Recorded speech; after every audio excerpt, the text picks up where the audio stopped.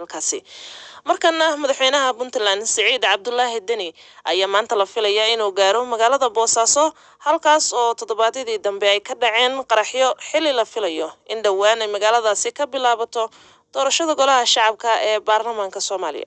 Wariye Maxamed Xasan Dhalo oo ku sugan Boosaaso ayaa goor dhaweyd iga waramay arrimahaas.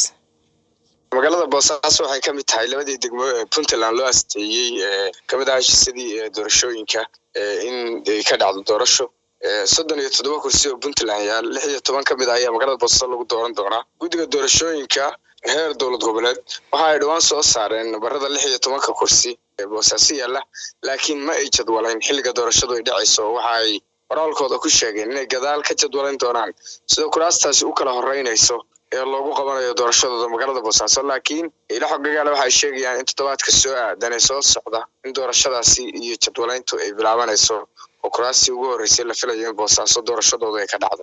arrimaha doorashada markaan ka soo tagno Maxamedow, si guud safarka madaxweynaha muxuu daaran yahay? madaxweyne Saciid Cabdullaahi Deni oo safar dhanka dhulka ku soo maray deegaamo kala duwan kadib markii uu garow ka soo kicitay waxa uu habeen ku weyday magaalada Qardho halkaas oo kula sheegay ogaasha waxgaradka deegaankaasi isagoo mashaariic la sheegay inuu dhagax dhigay kuwa xarig ka jaray. laakiin shalay ayuu ka soo gudbay deegaankaas. waxa uu shalay kulamo kula qaatay isimo iyo qaybaha kala duwan ee bulshada degmada Waaciye oo Qardho hoos tagtay gobolka Karkaar ka tirsan. kabacdi ayuu soo gudbay gobolka Bari. xalay madaxweynuhu waxa uu ku hoyday degmada Carmo gobolka Bari oo 100 kiiloomitir u jirta magaalada Boosaaso.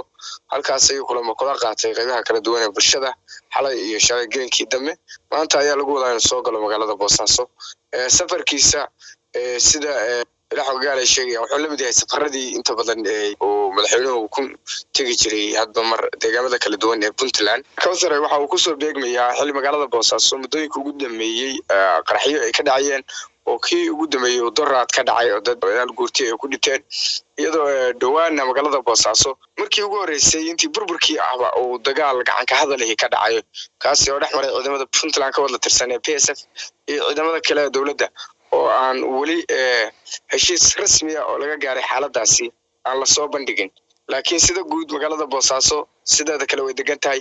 dhaqdhaqaaqa doorashada iyo hoteelada camiran iyo dad badan oo magaalada imanaya ayaa laga dareemaya. Maxamed Xasan Dhalo aad buu u mahadsan yahay. weli halka aad dhageysaneysaan waa laanta af Soomaaliga ee BBC da.